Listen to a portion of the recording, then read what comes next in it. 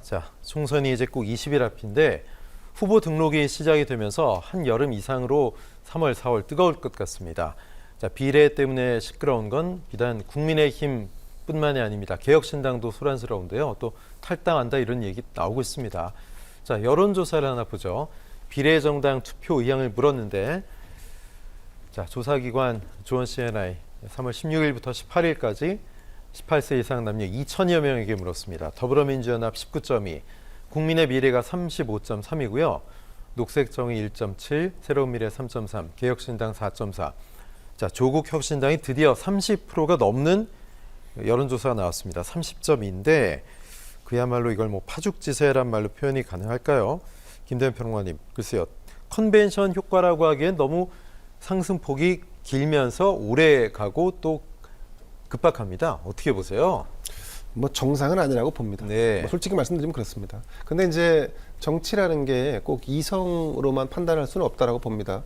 그러니까 이성적으로 본다 그러면 범죄 혐의를 받고 있고 2심 재판에서 징역형을 선고받은 자가 만든 정당이 이렇게 높은 지지율을 얻을 수 있을까에 대한 의문을 던질 수 있다라고 봅니다. 이건 뭐 어디까지나 일반론입니다. 그런데 네. 정치에서는 이분이 법적으로 어떤 판단을 받느냐와 좀 다르게 유권자들 입장에서는 조국이라는 인물이 가지고 있는 상징성, 그 의미, 뭐 이런 부분에 대해서 지지를 보낼 수 있다라고 저는 봅니다.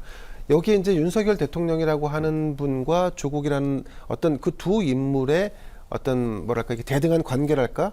그동안에 있었던 또 악연도 있고 인연도 있고 이런 것들이 정치적인 어떤 수면 위로 쭉 등장하면서 이게 하나의 구도를 형성했다.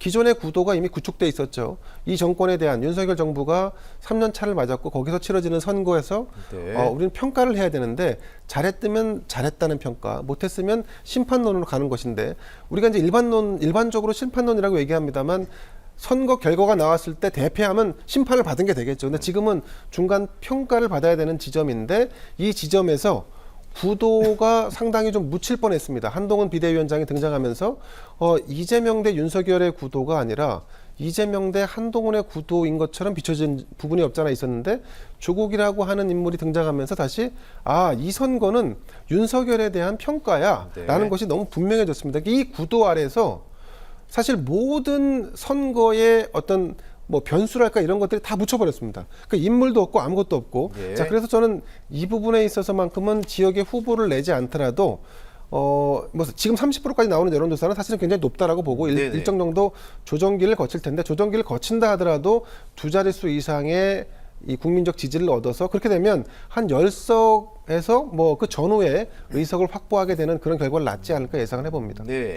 자, 개혁신당 비례대표 공천 관련해서 지금 뭐 지지율도 얼마 안 나오고 있는데 그 순서 가지고도 또 파열음이 있습니다. 천하람 전 최고위원이 2번에 들어가 있는데 양향자 한국의희망 대표가 어떤 본인의 몫이 너무 없다, 배제됐다라는 불만을 표출하고 있죠. 김종인 위원장은 선거 기술자라는 분 모셔온 건데 글쎄요, 이게 과연 이렇게 시끄러울지 알았을까?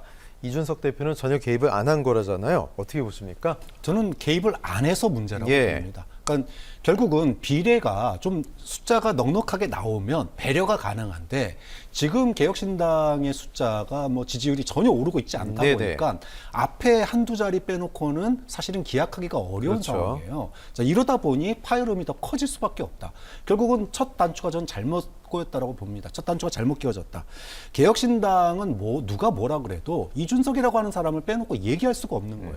그런데 이준석의 장점은 뭐냐 하면 공중전에 능한 사람입니다. 전국 돌아다니면서 카메라 끌고 다니면서 윤석열 대통령 비판하고 이재명 대표 비판하고 한동훈 비판하고 이러면서 소위 말해서 어그로를 끌면서 이슈를 선점해 가야지 개혁신당의 지지율과 관심도가 올라갈 텐데 지금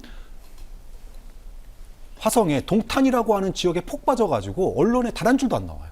자, 이렇게 됨으로 인해 가지고 스스로 물론 뭐 그동안에 한동훈 효과에 치우고 조국 효과에 치우면서 외부적인 영향 때문에 개혁신당이 관심을 못 받지만 전략의 실패이기도 하거든요. 이거는 그런 점에서 개혁신당의 지금 이 비례 갈등은 결국은 지지율의 문제였다. 지지율이 높았다면 이 정도까지는 안 왔을 거다. 그리고 그 지지율의 중심에는 이준석 대표가 역할을 못했기 때문에 제가 조금 덧붙이자면 저는 사실은 개혁신당이 처음에 출범할 때 그 당의 당대표 얼굴로 이준석보다는 천하람이 하는 것이 어떨까라는 생각을 했었습니다. 왜냐하면 예. 그러니까 어떤 신생 정당이든 뭐 큰 기존 정당이든 그 정당의 얼굴 역할을 하는 사람은 적어도 누군가를 배척하거나 아니면 어떤 진영을 양분하거나 갈라치기 하거나 이런 것에 능한 기술자는 안 된다. 오히려 네. 그것을 포용하고 두루두루 함께 갈 수 있는 그런 분위기와 이미지를 가지고 있는 그런 인물이 돼야 한다라고 하는 예, 생각을 예. 가졌었는데 지금 김종인 저는